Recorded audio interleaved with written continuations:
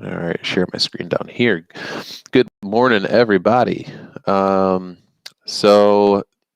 name is Scott. I'm with Bullish Bears, and today I'm going to show you how to build a watch list and do some technical analysis on whether or not to take trades in a specific area and try to see if we can find some decent momentum plays for this morning. This last week, we've had a lot of good momentum starting probably last Wednesday. And I want to see if we can keep the ball rolling. Yesterday was a great day. We traded a lot of decent moves. And right now, I'm just going to go through and start going over our scanners that we have. And along with our Bullish Bears community, go through some of the callouts in the room that might be interesting to watch. So I have some scanners that I have built in Thinkorswim. I have a momentum scanner. I have a gap up scanner. I have a general watch list scanner, and I have a morning scanner that I built. And all of those are available to our members. They're not secret. They're not. They're free. So if you come and join us, we share all of our trade ideas and tools that we use on a daily basis with all of our members. So we don't upcharge and upsell and promise you one thing and then upcharge you for it. So I need to fix this because I don't use that. Get out of here. All right, so this is my first time streaming on both Discord and YouTube. So I'm going to have to get used to looking at both chat boxes to make sure that I try to get everybody's questions answered. So if delayed, please be patient with me. Be kind. All right, so one of our members mentioned NTRB. So we're looking at NTRB here. We bumped up from about $7 to $10, which is a pretty decent move. I like things in threes, and that includes moves. So this moved up $3. So it's probably due for a retracement right now. Just because the way the market's been, it hasn't been explosive like it was back in the pandemic when everything was just going up. You could kind of throw darts at the market. Everything was just working out.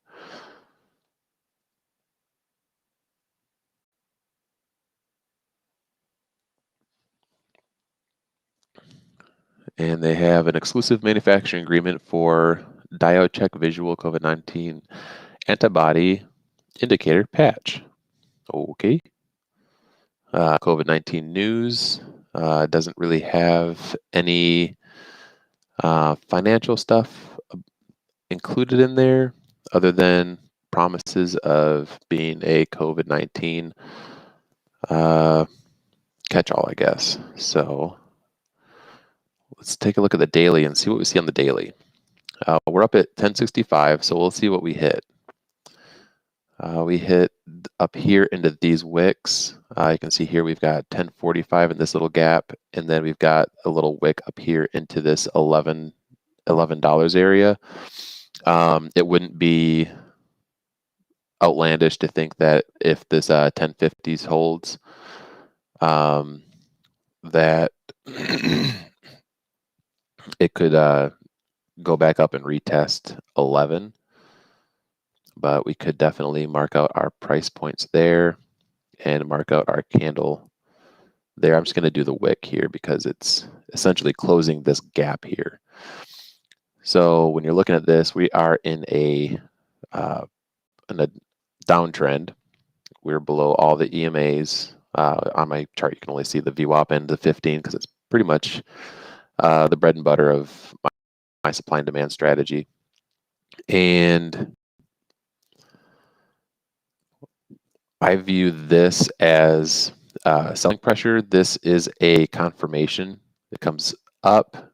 This is confirming this downtrend. So then we get a big move away from it still. So we went from $15 down to $4 on this move. So to me, that is a large move. Once it comes back into that area, we're retesting if this is going to remain a downtrend or not.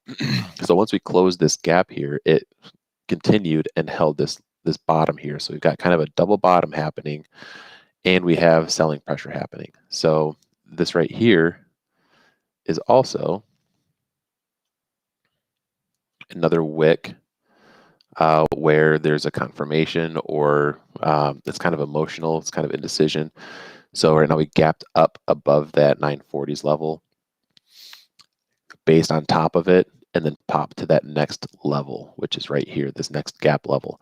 So essentially, I would love to see if we can get a move up to 12s, maybe 1228. You can see here, we can mark out our price ladder right here, 1228 to 13. If we can remain here, we have a nice little pullback here to the 9. So I would expect a nice little pop up to 11 from here, and then a potential base down to like 1050s. And then if we keep this momentum going, we could even see that pop up to 1150s. So it's a bunch of if this, then that scenarios here, where you're kind of telling a story with these wicks and where you believe supply is going to be sitting. You have obvious selling at very specific levels because that's where price once was. And once you get a reaction from that level, you're still kind of expecting that there's potential sellers that are going to still be there and sell into that, trying to keep it from breaking that level because they want it to keep going down. But once it comes back to those levels and we get bulls to step in, then we have that potential breakout possibility. So pre-market right now, we've got this long wick that we're contending with. And then right here, this guy is a retest of this level. So if we are able to break that doji there, this is the make or break point for me. So if this part breaks and we hold this 53, we have a really good potential of retesting that $11 range.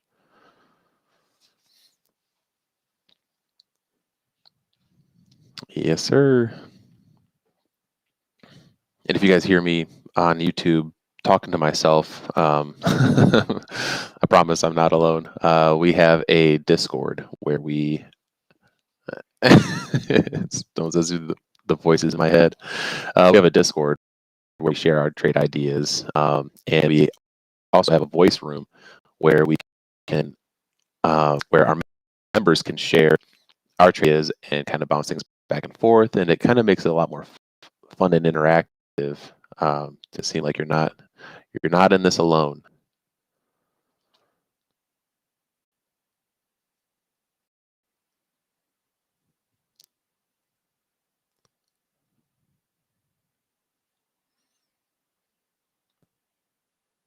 All right.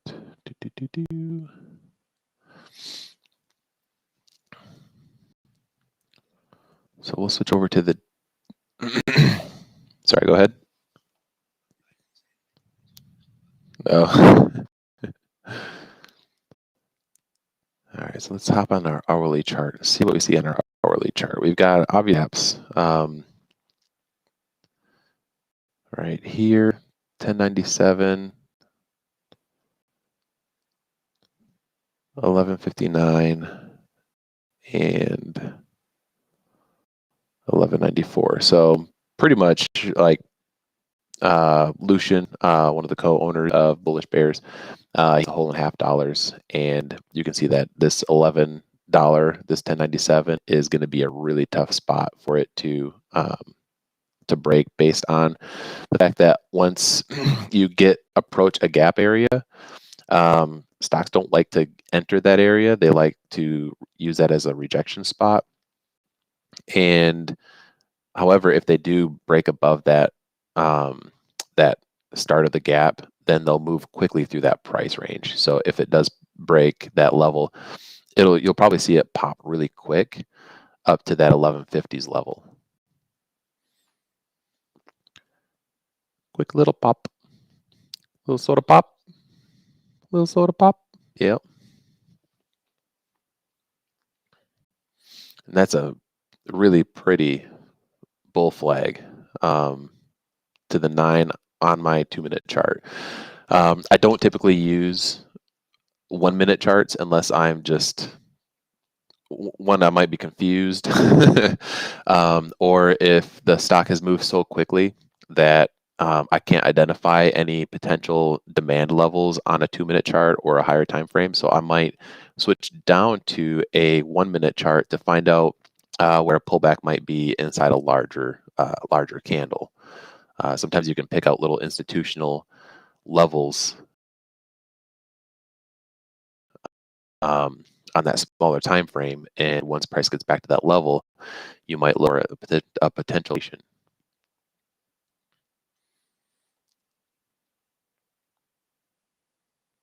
All right, so I'm going to continue to scour the universe for more trades while this one shakes out. I honestly just turned my computer on, and this is the first thing on my scanner. So no, I haven't seen that one yet. I guess so. All right, so another member just mentioned OCN. So I'm trying to figure out what I can remove. I still want to watch Dad. So I've, for those that are on YouTube and don't know what my desktop looks like, I have one screen that has this monstrous grid on, and it looks it looks like a lot, but with very simple auto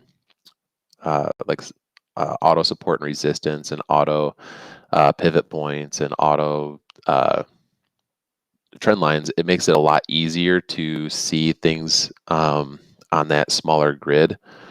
And then I have another grid of the main stocks that I like to watch, that I'm watching for the day. And this is what I build my my thesis off of when I'm in our trade room. This will be my main, and I'll cycle through these to whatever is moving at that moment. So I'm gonna switch out probably, and I don't have anything I really want to switch out. I guess for lack of a better option, I'll switch out DATS for NTRB, because that's going to be my main watch, especially when we get up there towards that $12 range. You said OCGN?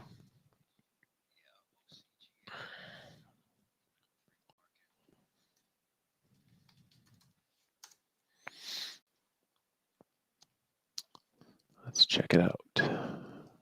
OCGN.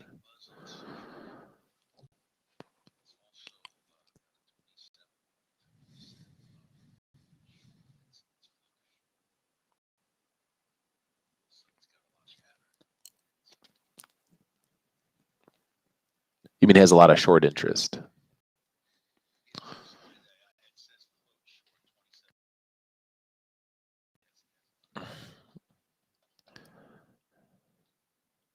All right, so one of our members mentioned that OCGN has a lot of short interest. He received that information on one of the services that he uses, and what happens when you have a lot of short interest is if a specific level breaks where the shorts are sitting, and that level breaks, then it has a potential to rip up pretty good.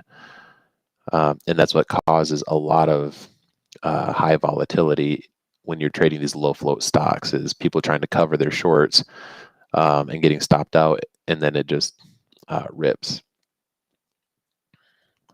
So with that in mind, we went from 7 to 9. You can see here that we have previous price levels here, and $9 was one of the targets that we had previously identified.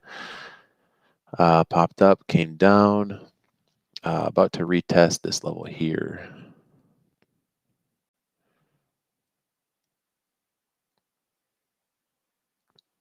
I really don't want to see it get below this 840s level. If we can base on top of that like we are right now, and see a reversal start to happen, we might see another retest of VWAP right here. That would be the thing that I would watch. The only thing that concerns me right now is that we're below the 15 EMA, below the 9. They're kind of tight right now. And this is a lower low and a lower high. So not saying that it's not going to reverse here, because the way I use my strategy is you have obvious selling pressure right here. So that move, that pullback right there is anticipated. So I'm looking for this level to hold now.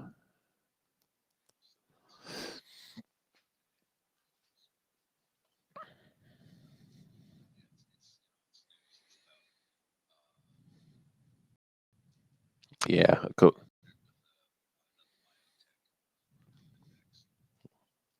Looks like they have approval for ages 2 to 18.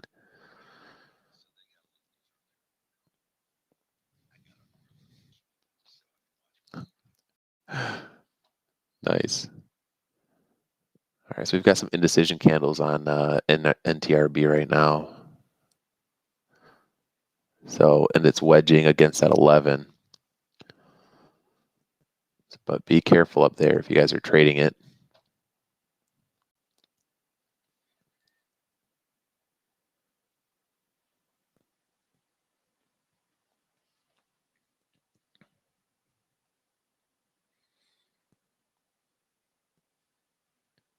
All right, 2-minute chart. What is I gotta find my time clock. I got 10 seconds till this candle closes.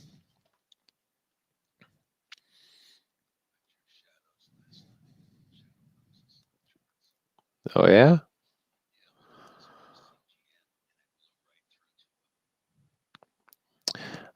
If they blow through them, look for those as strong support.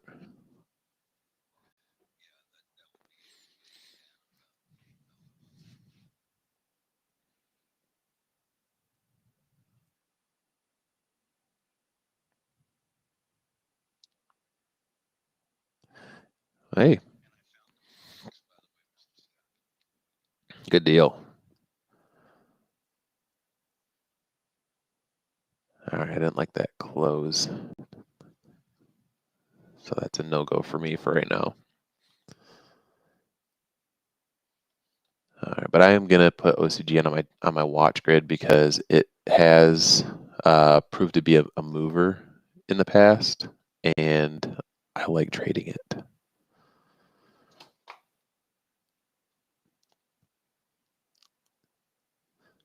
OCGN is kind of one of those hits you in the feels because I had some really, really good gains off of it, but then it also took a lot of the gains away because it was pretty manipulated.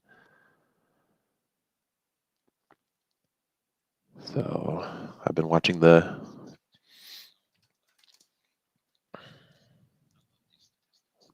we go.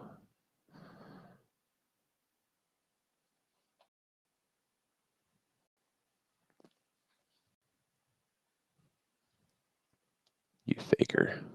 All right. OCGN is now on the grid. Actually, no, I'm going to move OCGN to my main watch. And NAOV is going to go to my long-term grid. NAOV. So you can see that I move things around based on what my true interests are. NAOV was a good mover for today. OCGN is moving around today, so I'm switching OCGN to my main watch and NAOV to my long term because I like to watch it for a good 3 days to see if we get a pullback and potential retest. So I like to see, like in the the 3-day rule that I have is, um, if it moved once, watch for a retest or a continuation back up into that level. Good call on OCGN.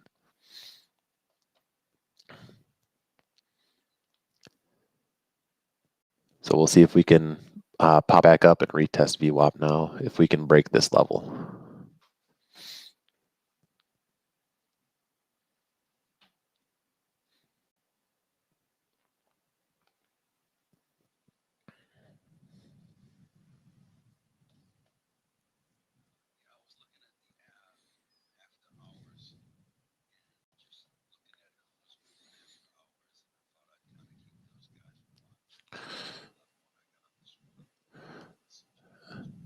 Yeah, NTRB has a chance of popping right here too.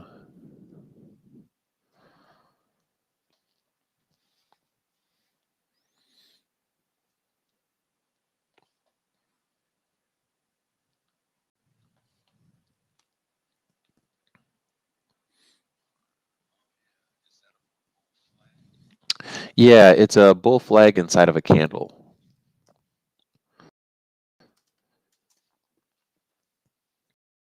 And what I mean by that is, it's a little bit weak for me. I wanted it to close a little bit higher, that last red candle.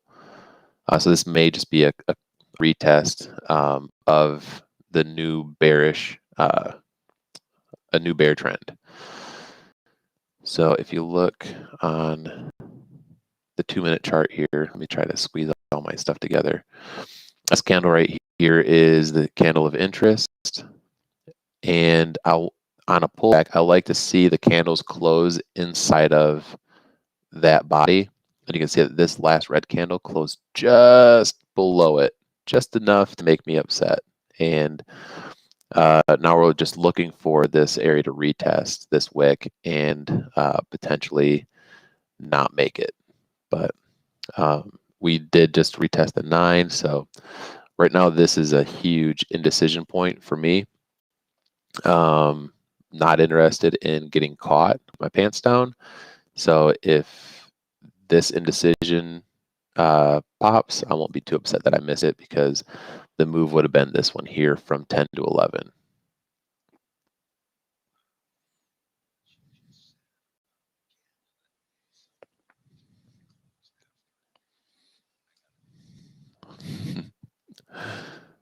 To be continued.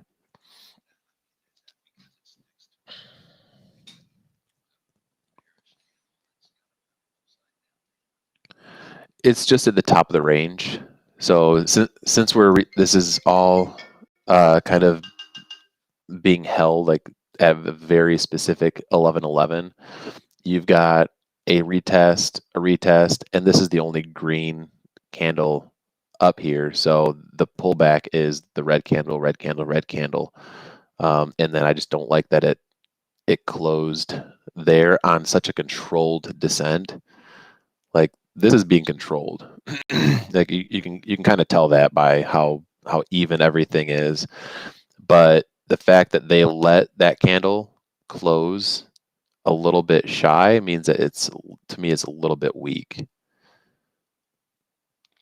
So this doesn't apply to everywhere, because you could be looking at this as this whole wiki area as a potential accumulating spot where, people are like, all right, I'm gonna get in here, get in here, get in here, get in here, and then get that pop. But when this closed below this on such a controlled area, I'm looking for weakness there. And then this wick was actually lower than this candle even. So that even shows a little bit more weakness. So I'm looking for this to fail this level.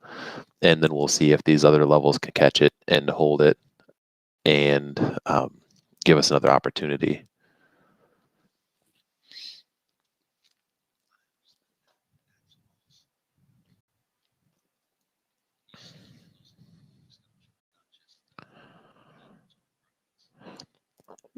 Yeah, I read a lot into them. I not always.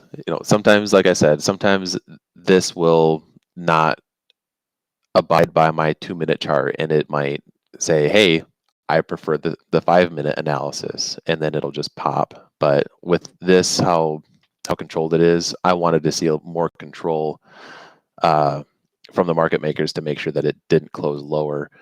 But yeah, I mean, the candles, they just tell a story. Just like the story that I told on the daily chart. I was looking at the highs and lows in the wicks, and what I was expecting just from the way the wicks appeared on the way down and the way the candles appeared as they based, and then tell myself a story. And the easiest story is keeping a level head and looking at this level as saying, hey, 11 is the most logical place. However, you've got two things happening. You've got, this level is still holding up. You do have a 1, 2, 3. Now what? You remember what I said about those price levels? This very specific level is 1, 1, 2, 3. So if we're holding here, you've got 1, 2, 3, 4. Now what? We're in such an indecision right here because you have prices tested once, twice, 3 times, 4 times. If it comes back to that level, to me, it's gonna fail.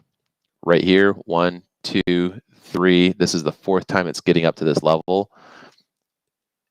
The 4th time, it could fail, but it could still pop because you're eating away at this level.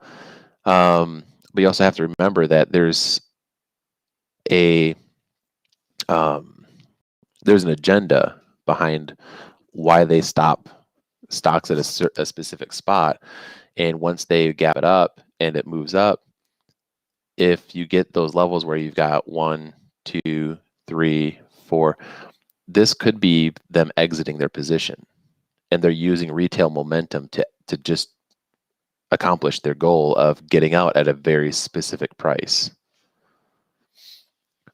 So even though, yes, it's holding here, play those ranges, to have it, to be sure that it's going to pop up to 750s, there's no guarantee because this is just such an indecision, just chop right here. You don't know if they're exiting or if they're planning on another move. And my theory would be that they're potentially exiting.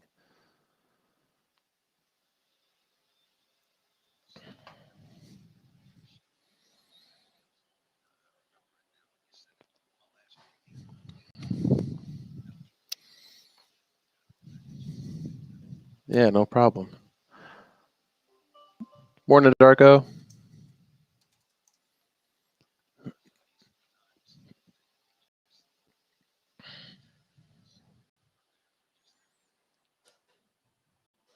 Yeah, they make the most sense to me.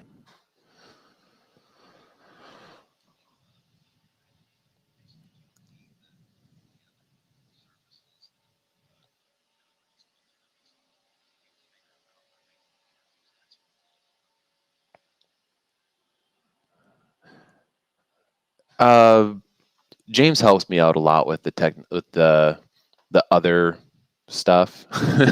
So if he's watching something and I'm not paying attention to it, my scanner will pick it up, but it won't be until after the move's halfway over. And then all I can do after that is play the bull flags if I missed that initial move, or I'll look for the cup and handles or the hold of structure and just buy the dips.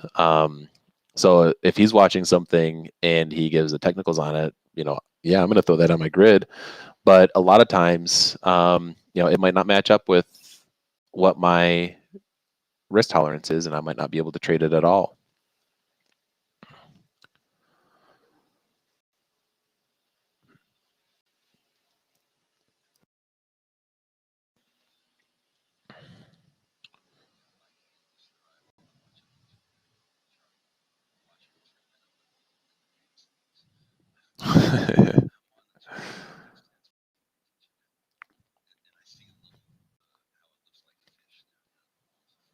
Yeah.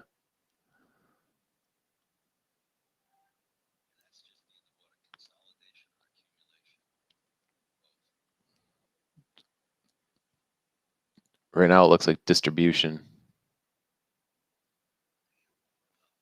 Ugh, yuck. um, they're just. It looks like they've hit their target and they're just taking their profits.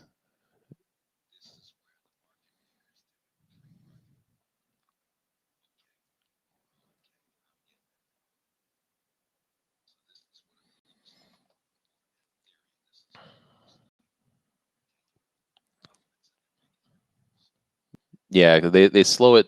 You got big moves, big moves, big moves, and then you get slower, like smaller flagpoles, and then they slow it down, and then they just hold it. So once they're done with their agenda, um, they'll just disappear, and then whatever retail does is what's going to happen.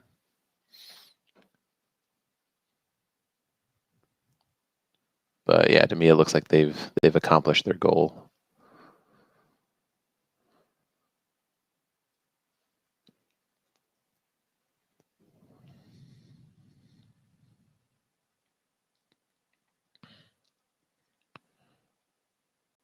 Man, OCGN is still hanging in there.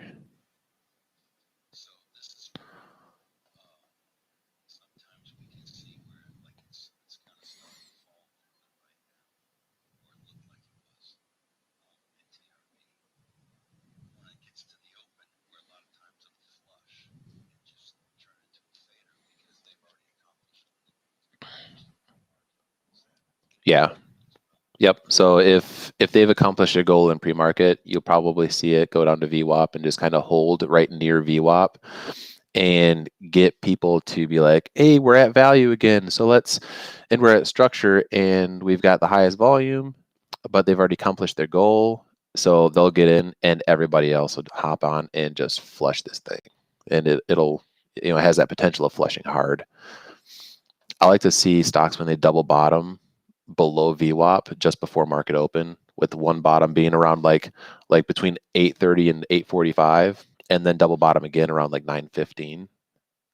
And then I love to watch those for a quick flush and then pop.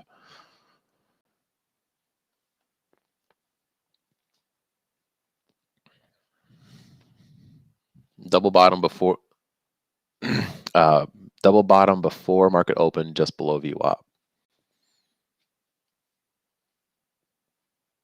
I don't like it too much when they double bottom, like if one bottom is at 9:10 and another one at 9:15 or 9:20. Like that's, to me, that's a little bit on the close side. I like them when they're nice and spread out. You've got more eyes on it, showing that level, even though it's it means the same thing on a shorter time period, but the fact that it's spread out within a half hour and there's still interest there kind of shows me that it's got a little bit more potential.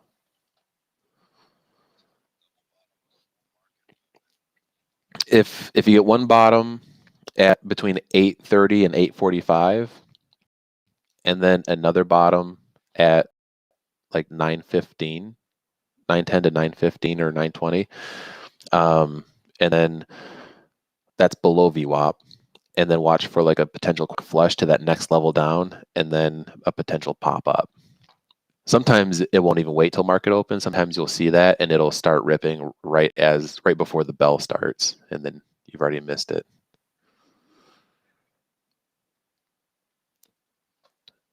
It's kind of a risky play because if that level fails, it has a potential to flush in pre-market too. So having a very fast keystroke to catch that drop.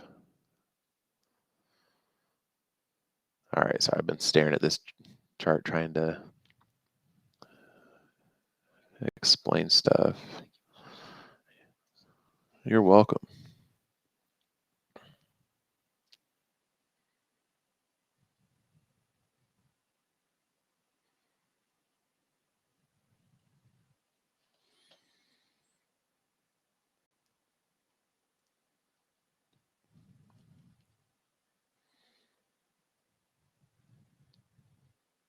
All right, so we've went from 5 to 6 to holding that price level. Couple little flags, strong selling. So you've got a peak, hit, target, which would have been this guy here. And then we get a confirmation, and then it comes back up, and we get another downtrend. So this is going to be hands off for me as well inside of this area. I'm going to be all hands off in this whole area. If we get back above 7, I might even switch over to a Fibonacci style trading and look for bull flags for confirmations and trade those. But for right now, this is hands off because we have 1, 2, 3 wicks, and the move would be from 650. So for me, that anything in this area could just be a potential retest. This is where you can kind of switch over to a 1-minute chart to try to see if there's anything inside of that wick that is playable.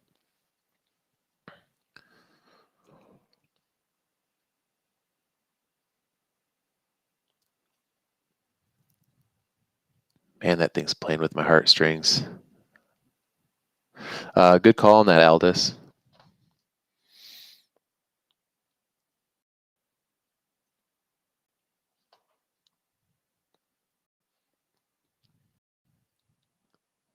If you were playing the 1053 idea, this would be the take profit spot. So there's not really anything on the 1-minute chart either that I can really use as a target on that, because it's just all kind of selling, just like what we just explained with that area on NTRB. You've got just selling. So not interested in taking any trades on this one up here. It would have to come down low and then show me signs of a reversal, and hopefully we'll be able to identify anything, if anything at all even comes out. But you can see that we're starting to push price, very specific price level. So if we do squeeze it, we might get a quick pop before the drop. So might see a quick pop before a drop if this level can break. And to me, that little 10 cents isn't worth the risk. And NTRB, one of our members, was listening to my trade idea and had mentioned that it is come on.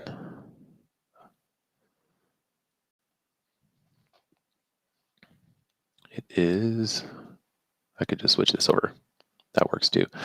I had mentioned that if it comes down and holds that level, then we might see another pop on that flag and hold.